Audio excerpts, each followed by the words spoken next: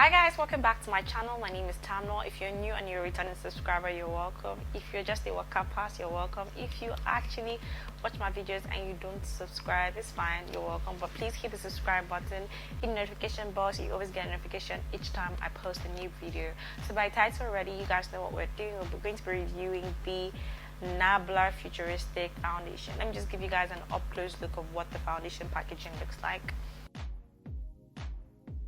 So I got it in the shade D20. So this is the main packaging, and this reminds me of the old black opal packaging.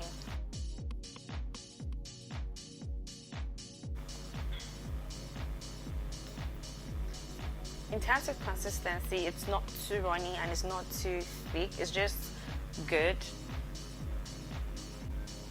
So I want to swatch this, and I'm going to be using my Luxie 660 precision foundation brush. So I'm going to zoom my face so you guys can see. This is Nabla Futuristic foundation in D20. Sorry, I'm just looking at my viewfinder. It looks like my next shade actually. Just a little bit. The next watch is so we can know if this foundation does oxidize. Though I've come to a term that all foundations definitely oxidize, so just doing that for the culture, okay? I'm going to be using the Nubian Beauty NF15 brush. So it's so soft. Just gonna dab that a bit.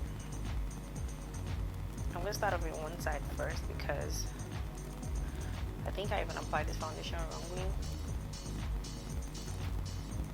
Well, I should have done a dot on my face first, but fine.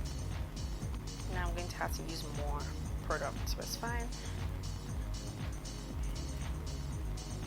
I like how the brushes move the product around my face. Nice brush. Because I don't want to make the same mistake, I'm just going to, dot it on my face.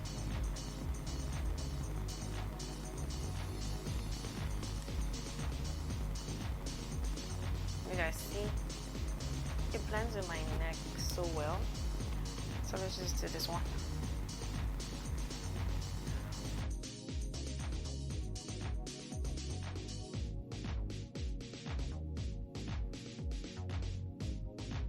That's what the foundation looks like on my face. It sort of matches my neck so well. I don't want to say this is the best foundation match I've ever had in my life. And the shade, it's described to have a red undertone, but it's not even looking red at all. It's looking sort of neutral. So guys, I'm going to complete the rest of my face off camera and I'll be back to show you guys what I look like.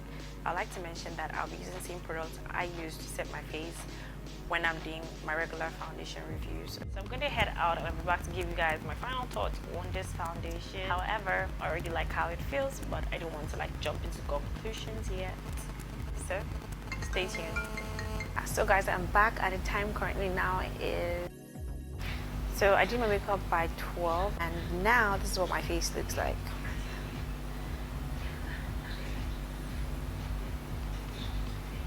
I did not use a primer as base, and this is my face for about 10 good hours. I did not expect all this.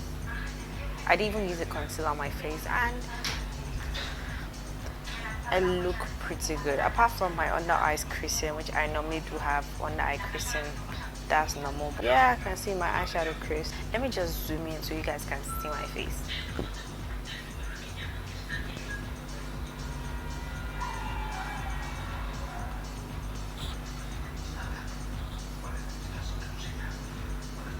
So you guys can actually see that this foundation definitely does oxidize, and it did oxidize to my skin color. I can't even find where I applied it, but you guys would definitely figure out from the videos. Right now, I'll go over the product claims, then I'll be back to, block my face.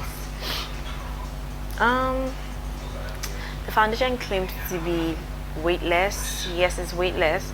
It blends smoothly and it has a soft focus effect, true. It is described to be medium to beautiful coverage, perfect, long-lasting, luminous matte finish, guys. This is my face after 10 hours of wearing it. bomb, and I did not use a primer, and I have a pretty oily skin. The foundation match is nice. So if you want to pick a shade, make sure you go a shade or 2 shades lighter depending on your skin tone. I would have worn a D30, but I rather went for D20 from the swatches I saw online. There weren't lots of dark skin ladies swatching these foundations, but I'm glad I went a shade lighter than what I thought I was. I'll put the price of the foundation in the comment section, or just write somewhere here in the video for you guys to see.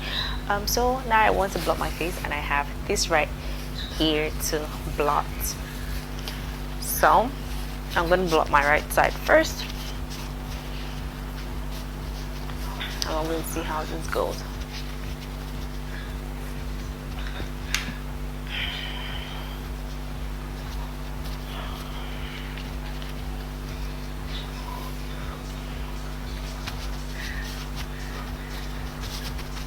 Are you guys seeing this? Wow.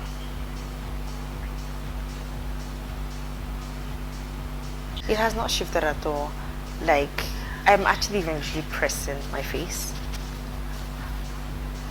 This hasn't shifted. I can go for more hours with this foundation. I'm super impressed. Can you guys just take a good look? So guys, this is my face after blotting, and I am super impressed with this foundation. I can still go more hours with my face like this, apart from my creasing eyes like I mentioned earlier. So do I recommend this foundation? Yes, I do recommend this foundation, and you guys can go purchase it if you would love to try it out. Is it good for oily skin? Yes. Is it good for dry skin? You will have to. For dry skin, you can use it, but make sure you moisturize your skin well. For oily skin, you can go with the mattifying primer, or just go ahead with the moisturizer like I did with the Embry's Light Cream. Yeah, if you found this video helpful, please give the video a thumbs up, and subscribe if you haven't subscribed yet. Like and share, and I'll see you guys in my next one.